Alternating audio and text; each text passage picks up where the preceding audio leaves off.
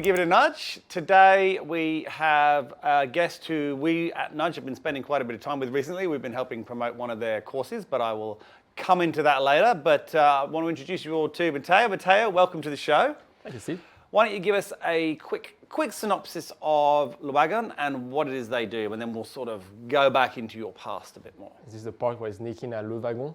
Absolutely.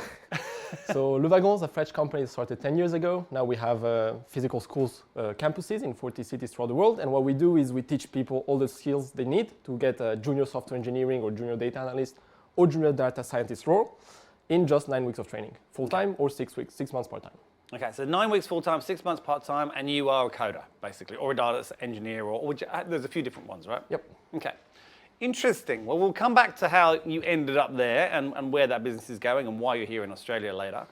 But before, everyone always likes the personal stuff. So, you look pretty young. I'm not going to ask you how old because it's inappropriate, but you're living here in Australia now. How long have you been here? This is the 5th month, I think. 5th month. So you've been here a little while.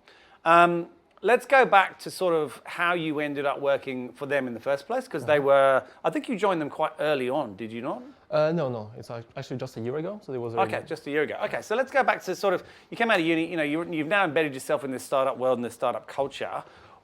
How did that happen? How did you not end up working in an investment bank or a big corporate, or talk to me? So I did stumble into the startup world, I would say. I started off in investment banking. I moved to private equity for 6 months, and then I received an offer to join a big name bank in London. So you did start off in banking? Yes, I did. It's my shadow for my life. I don't regret it. I learned a lot. It's just that in 6 months of life, you get like 3 years chucked into you, and it's very tiring. Yep. But I don't know. I had this job offer. I saw myself going to London, spend 20 years there, and my background is I've always moved for my life, and I didn't really want to just be sitting. You mean moved around, as in countries, or? Yeah, I've lived in 10 countries. 10? This is the 11th. Oh wow. Yeah. Okay, so how... I have the jitters. How had you lived in 10 countries before you even got your first big job? So my dad, both my parents are Italian, but after he finished his studies, he just wanted to become an expat. So he went to Argentina. I was born there. Then we went to Bolivia. Then we went to Hungary, Saudi Arabia, Abu Dhabi with the family. And then I decided I wanted to keep it going. So I went and did my studies in Italy, the US, and then went to France, Switzerland, Spain, and now I'm here. Wow. So Hungary is beautiful. I've been to Hungary. Is. How beautiful is Hungary? I was a kid, so I didn't get to enjoy the nice parts of it. It's one of the most underrated places, I think. And then Abu Dhabi, talk about culture shock. I mean, all those beautiful European countries, and then bang, desert. Yeah, Saudi Arabia was a tough one. What age were you then? So Saudi was 10 to 14, something like that. Okay. It was kind of weird because it was a bubble. Tough age. No, actually, it was perfect. It was a bubble. So like we ended up in these gated communities, so like compounds. A bubble. Yeah. And there was like pools, everything. I would just like cycle to my friends, play video games until 3 a.m. It's fun. So are you Argentinian? I do have the passport, yes. Okay. So, but you don't. If that's where you're born, or have you got another? You got dual nationality, right? Yeah. What's the other one? Italian. Okay, just checking. Yeah, but I was still. You've lived all over. I think it's a fair question. I was still for Argentina in the World Cup final. Okay. Sorry to say for France, but. So 10 countries, now 11. Offered a big job in an investment bank for the next foreseeable future. You don't want to do it. What happens then? What happens then? So I'm gaming with my friends online. I tell them 3 about a.m. till 3 a.m. I tell them about like how I'm dissatisfied with this and that. And one of them did Wagon. He was like, you know what? You're a geek. You like computers. Do the course. I loved it. You'll figure it out later. I was like, oh, let me look into it. I look at the company. I'm like, oh, they're everywhere. They do something I love. Like I love kind of sharing and teaching stuff like that. I apply for a job, which is internship right-hand man to the CEO. I go to the interviews, and at the end, I'm like, oh, by the way, I have like a full-time offer. Are you guys going to do me a full-time offer instead of the internship? Rather than internship. I kind of like sneak in. They say yes. I have this full-time job offer, this one, and the one in the middle. I end up turning down the extreme investment banking one, turning down a Wagon because it was a right-hand man position reconverted. Oh, you turned it down? Yeah. And I went to the middle road, which was supposed to be like a fintech startup stuff. After 1 month, I'm not liking it at all. I'm like, okay, let's give it another shot. I reach out back to the Wagon being like, hey, can we have a lunch? First answer is like, are you looking for a new job? I'm like, maybe.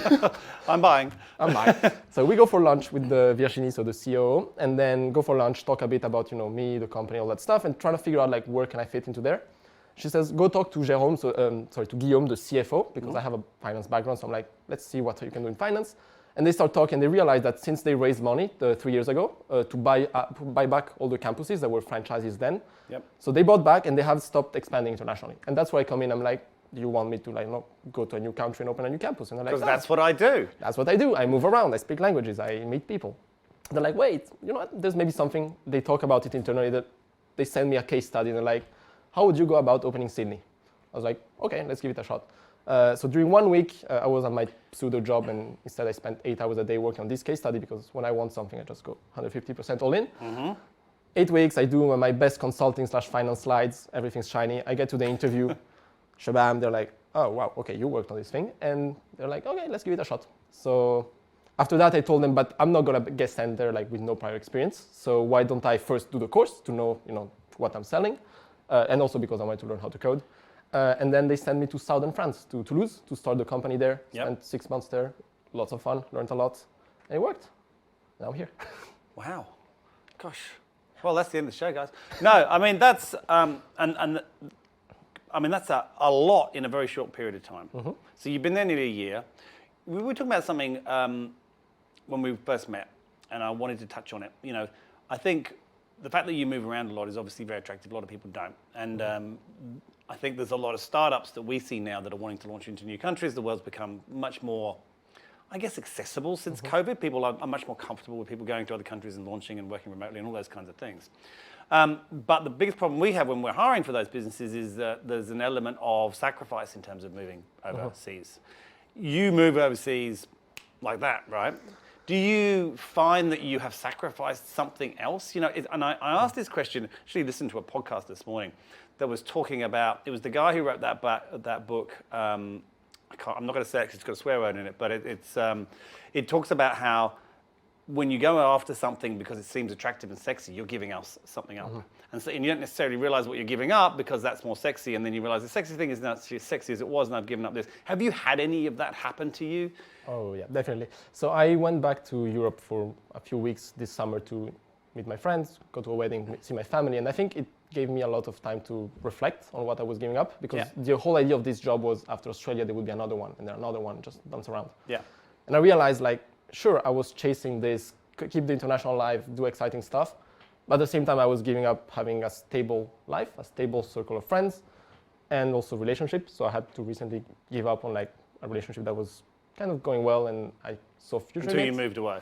Yep. 16,000 kilometers and 10 hours time difference doesn't help, and especially the fact of not being able to project yourselves when are you going to meet up again, because the idea was she's going to be there, I'm going to be moving around, maybe she moves. So there is some form of sacrifice, and I think at some point you need to realize what matters the most. Can you try and find a compromise where you don't try to sacrifice too much, which is where I'm trying to go now with the reflections of where I want to be within the Wagon. I think it resonates a lot with our audience, who are a lot of founders, as you know. I think founders sacrifice a lot in the pursuit of their dream, right, their business. And often it is relationships. Often, a lot of founder relationships don't go well. But there's other things, time with the children, exercise, health, diet, all these different things. I guess, what would you say you've learned, having just got, because you're still very young, right, in terms of your years of living, you've got a lot left to do. Do you think, having learned that lesson at your age, which is unusual, usually at your age there's no learning at all, you're still just going hard, right? Do you think that is going to change the way you approach your decisions moving forwards? Do you think it gives you a way of relating easier to other founders, or maybe even being a founder yourself? I don't have the pretense to call myself a founder just yet. So I'm starting stuff for other people, which is great. Maybe someday I'll start my own thing. But having learned the lesson, I guess I'm just going to be weighting differently certain things in my decisions going forward. I don't know, it's kind of a tough question. That's the idea. That was the idea. I guess what I'm sort of trying to get to is, we get these opportunities to learn lessons, and sometimes we take things from it and sometimes we don't. There were a number of occasions where I should have learnt a lesson from it, and I did not, and it took maybe 2, sometimes 3 times more before that lesson hit home. And I think the quicker we can recognize lessons, and not necessarily drastically change, but just take something from them, the better. You seem like, from the conversations we've had in the 2-3 weeks I've known you, you've definitely, you've learned something in this, and it has matured you in a way in terms of your thinking, not in terms of you, but in terms of your thinking. I think the way I lived so far, so moving around all the time and all that stuff, it helped me, I've matured very quickly. So when I'm surrounded by people my age, I don't know, it's not that I don't feel like I don't belong, it's just I feel like I've had to grow faster due to the fact of living alone at the other side of the world at 18, being like, okay, now I need to figure my shit out. And also, as you said, so like, I learn lessons pretty fast. I'm a fast learner. And then, so I'm glad I did this experience. I'm not, it's like banking. Like, it's stuff that I'm glad I did. I don't regret it, but I would not advise someone to do it. It's interesting. It's just interesting. And how are you finding Australia? I'm loving it a bit too much. As you may know, I just moved to the beach. So Did you move to the very famous suburb of Bondi? Yes, sir. And that was today. Was that today? 2 days ago. 2 days ago. Saturday. Saturday. And I already found my beach volleyball club, and I'll already go surfing. And we're coming into summer. Yeah, this is you might not want to leave Australia. Who knows? But let's go back. Let's go back to Wagon. I want to talk about the course because you're trying to promote this course. And I kind of wanted to talk about the different ones. So from my understanding, and correct me if I'm wrong, there's one that if you've never done coding before, you can learn how to code, right? And if you want to be a data scientist, there's the data scientist one. You and I did one. You took pity on me and took me through I guess it's kind of one that I think founders can do that's understanding coding, and we did the first sort of stages of it, and I found it fascinating. As someone who doesn't code at all, I learned so much more than I thought I would. What other courses are there, and who are these sort of aimed at? Okay, so there's two kind of courses. There is the boot camps, which are the 400-hour courses, which are the long format, and then there is also this shorter format, which are 50 hours. Yeah. So the long format one, and really for like you come in with zero prior background, zero prior technical experience, you do the training, then you're a junior, or you can go on and start your company. So typically these were, when the thing began, it was very aimed towards entrepreneurs. So that's why today we have over 200 startups that were founded by. Is that right? Yeah. Throughout the world. So that's like some stats that people usually like saying is like we have 22,000 alumni in the world across 40 cities. We have 200 startups that were started. They raised almost $1 billion to date. Do you ever fund them as well, or is it really just that you're teaching them how to code so they can build their startup? We teach them, and then we also have this whole kind of founder journey. So at the end of the course, we introduce them to VCs. We tell them like how to navigate the startup founder journey, and also like that's one of the things I like doing, which is creating relationships, connections between like future founders and like mentors and stuff like that. That's great. I mean, there are other programs around that kind of do that. There's the Antlers of the world and so forth, right? That kind of do that, but no one actually teaches the coding. That's more about learning MVPs and all that kind of stuff. This is that, and then almost a duty of care to help them get that idea off the ground. I think that's amazing. I mean, that's the whole mentality of Wagon is for people that, and then that was going to be the follow-up, which is the second type of population is people that are in a career they don't like, or they just graduated from a uni and they realize they don't have hard skills to break into this very attractive job market, which is a tech job market. So they come in, they do the course, and then we have a full week, which is career week, where we take them by the hand, we show them like how to network on LinkedIn, how to do your CV, how to do your interviews, motivation letters, all that stuff, and we get them job ready. So that's how we end up with like 93% placement rate after 6 months. 93% is huge. Probably, I don't know if I should say this, but I don't know if the current market conditions we keep the 93%, but we've been having stellar performances like throughout the existence of bootcamp. And I think all of this that I'm saying, like, don't just take it from me, because I've done the course, I absolutely loved it, my friends did. But if you look online, like the average review we have on 6,600 reviews on like all the course websites, it's 4.98 out of 5 on 6,000 reviews. That's a lot. Yeah, it's like barely anyone is not happy with the course they do. So yeah, to come back to your original question, sorry, ADHD triggered, I just went on a huge tangent. ADHD triggered, I like that. It's a superpower, and it's also highly common in founders. I think it has. I'm massive. I think everyone who watched the show would know I'm massively dyslexic, and I don't know if it's a superpower or not, but it's also very common in founders. Yeah. I guess it's because you can't get a job because your academics are so terrible. You've got no choice but to start your own business. Maybe that's it. I don't know if that's it, but it is. You're right. It is common, and I think it's that energy, right? If you want to be a founder, you need to have energy. You need to have almost sometimes blind optimism, and I think both of those ailments, if you want to call them, but I don't think they're necessarily ailments, conditions. I don't know. I'll probably get hammered for using the wrong words, but having got one of them, I think I'll probably get away with it. But I think they do. Create certain behaviors in people. I think one of the comments I get the most often is like Matteo energy. It's like we meet you, you do like 10 things, or like people that do 10 things at your stead, and you're like, wow, how are you doing that? And I'm like, I don't know, I just like have 5 work streams constantly in my head, and I'm just like jumping between them, and that's why coffee helps a lot. It kind of helps focusing. Maybe I shouldn't have let you have that before I got you on the show. We should have given you, I don't know, something else, some sort of herbal tea to take you down a notch, some ginger or something. Do you notice a difference between lunch me and now me? And so Wagon's been here, what, 5 months, right? In Sydney, 5 months. Yeah. We've been in Melbourne since 2018. Okay. Lovely team. They've been running in there since 2018. We have like almost 100 people per year doing the cohort. Yeah. But yeah, so it's been a great experience. I've been there twice. Manon, love her. Paul, all amazing people. Yeah. And so the idea is to just really take it national now, right? That's why you're here, is to sort of really push that message out there. Yeah, I mean, the thing is, I think tech is the future, like however you look at it. Sure, there's maybe been a bit of a slowdown, but all the people I talk to in the industry, like be it the hubs like Stone and Chalk, Fishburners, TechStreamLab, all the companies directly, they all tell me we have tech talent shortage. Like if you look at the stats, I think the government planned to have like 1.2 million, don't take my word for it, but I think it's like 1.2 million jobs in tech, and right now there's like 900,000 people working in tech. Yeah. So there's like a massive shortage. And the idea is we come in, we have the experience, we've been doing it for 10 years, people are happy with the way they do it. We come in and we're going to give you the best learning experience of your life. And that's, well, I mean, that's a hell of a statement. I think it's not just, I don't think it's just the shortage now, right? I think, and this might interest you, but my son's now in senior school, he's 13, and my daughter's 15. Mm-hmm. And the schools have even come out and said to us, we're concerned because we are training your children for jobs that won't exist by the time they finish school. Mm-hmm. So you are getting people coming out of school now and university now having done, I guess what they felt, it could be a history degree, it could be a geography degree, it could be any kind of degree that would often lead into careers that aren't actually going to exist in 5 to 10 years because of the tech boom. And so this is a great opportunity for someone who's already made choices to go, you know what, I need to get into this, I need to retrain. I still want to do that career, but I'm going to be a lot more, I need to be a lot more tech savvy to be able to do my job because that job is going to change drastically. That's what we call, upskilling or reskilling. So either you really want to radically change and go into, because either your industry is dying or because you're not happy anymore, so you reskill, or you can upskill. So there's a lot of people that are missing just that little break of tech knowledge, either to understand like massive amounts of data. For example, marketing, it used to be like not very tech or data oriented, and now it's mostly about, dashboarding, analyzing vast amount of data. So that's why we're coming in. It's like we're making you future-proof, basically. Yeah, absolutely. And we're constantly rolling out. So there's 250 people now in the Wagon globally, and I think there's like 20 to 40 engineers who are just dedicated to like updating the program in order to be up to date with the latest trends, the latest techs. So you've got 250 staff, and you've got 40 of those are just making sure your course is current. Because you're right, it does.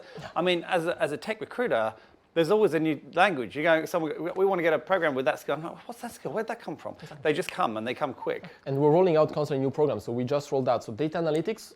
So we've been doing web software engineering since 2014 when I was born. We've been doing data science since 2018. We've been doing data analytics since 2022. And this year we just rolled out data engineering. There's a no-code thing coming up, no-code, low-code. I was going to ask you about the no-code thing because that's obviously a big sweeping movement. And I do want to touch on your opinions of, the thing that I started to do, which is really, I don't want to be a coder, but I wanted to understand it more. And you and I have had a conversation about this already. Mm-hmm. I believe the non-technical founder will be something that almost has to be a thing of the past. Now, that doesn't mean you have to be the best coder, but you need to understand it.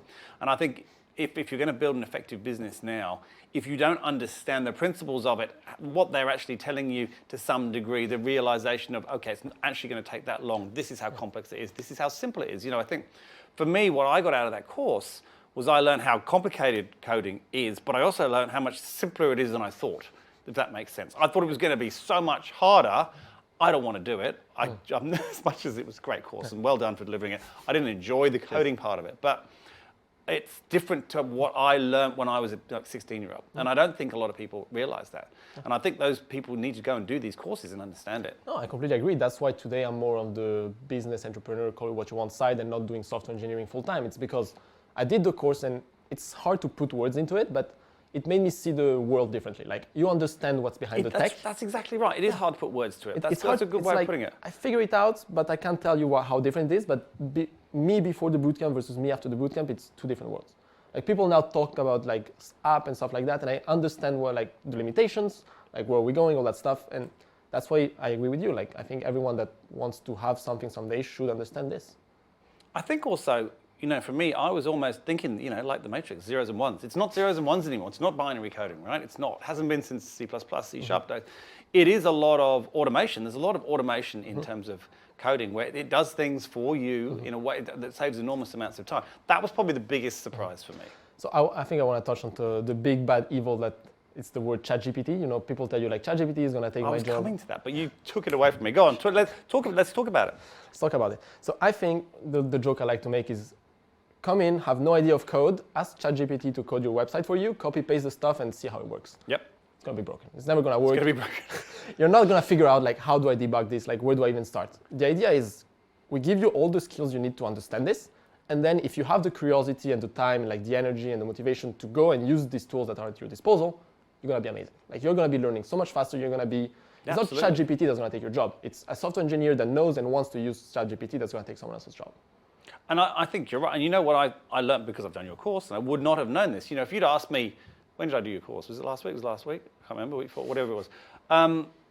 I would have thought you could ask ChatGPT and it would code it right because it's artificial intelligence. How could it code it wrong? That would have been my assumption, right? Now, having done your course, I understand why it won't work. But if you'd asked me before, I don't think you would have been able to articulate to me why ChatGPT can't do it. But now I do understand. If you want to know, you can direct message me, I'll tell you. But no, I do now understand it. And it was, I actually really enjoyed the course. As hard as it was, I did enjoy it. I think that's actually one of the... Did I look like I was enjoying it? No, that's actually one of the sentences we hear the most often. It's like, it was hard, but I loved every minute of it. Like I look back, I'm not sure I loved every minute. Me neither during my course, but at the end of it, you look back and you're like, oh my God, like it was 9 weeks that went by like this, so fast.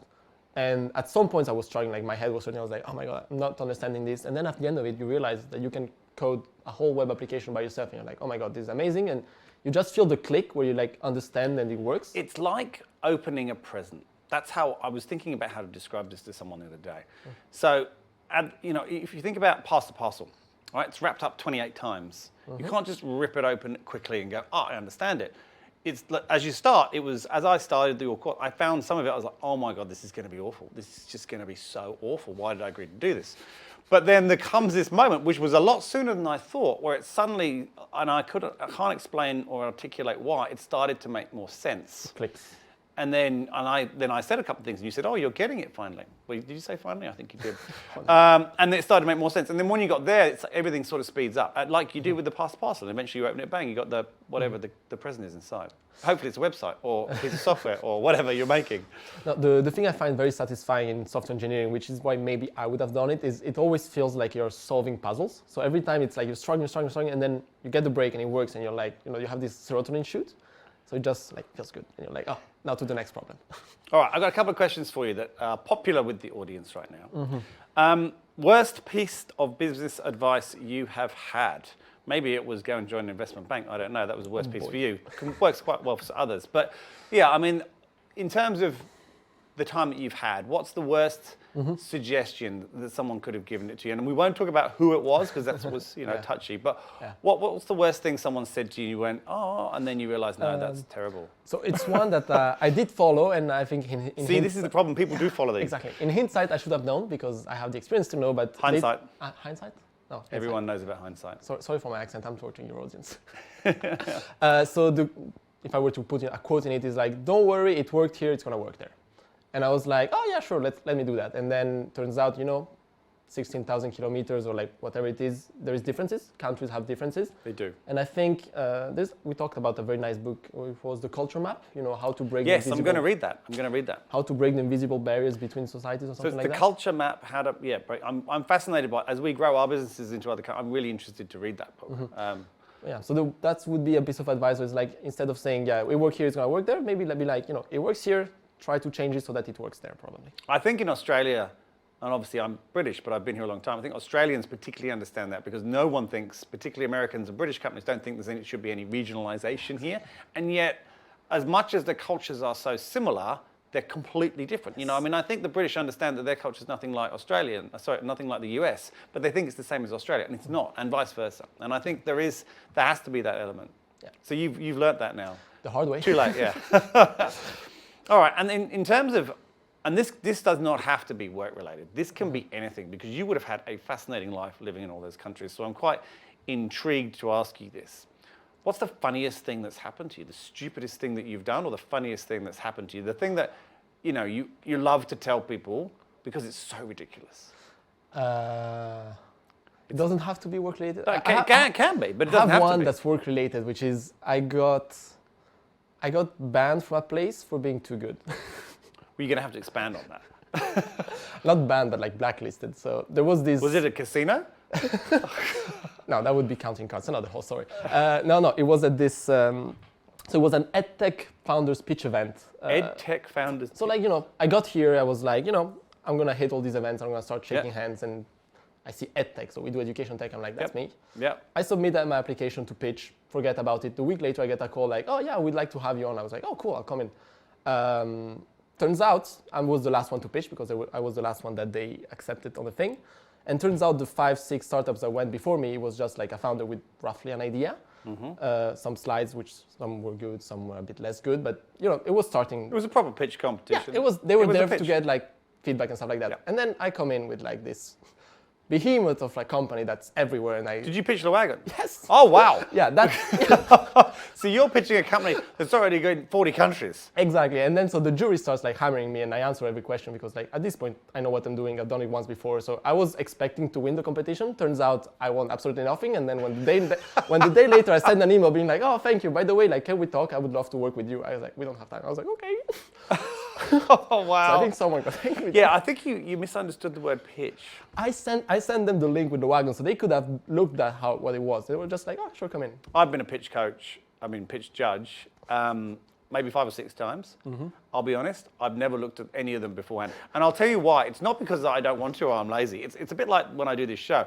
I don't want my own research or something I read or something that someone else has written or someone else's opinion that I might find to cloud what I feel on that night, because it's a competition, so it's about that day. It's like a job interview, For me, a job interview is, if you stuff up your job interview, you're not going to get the job. Doesn't matter if you're the right person. It's part of the process. You've got to get it right. But that's fair for a jury, but not for the organizers. Well, maybe that's what it should be called, a pitch jury. I don't know. Okay. But I still loved going to the event. I became actually one of the jury members reached out afterwards, and we became pretty close friends and just hanged out and had a few chats about the business and all that, because he was a very interesting guy. I'm surprised you haven't been asked to judge some competitions yet yourself. You have, yes. So in France, I was a startup member, jury, stuff like that. It's going to happen here after this episode comes out too. So a couple of weeks ago, I was asked to actually give a guest lecture at the University of Sydney on entrepreneurship. And I was like, who the hell allowed me to go talk to people? Hey, I've given one there, so they literally ask anyone. Don't be impressed. That's fine. I can't even remember what mine was. Oh, mine was about getting jobs in tech. Yeah. Oh, this will make you laugh. It's almost the anti-one for you.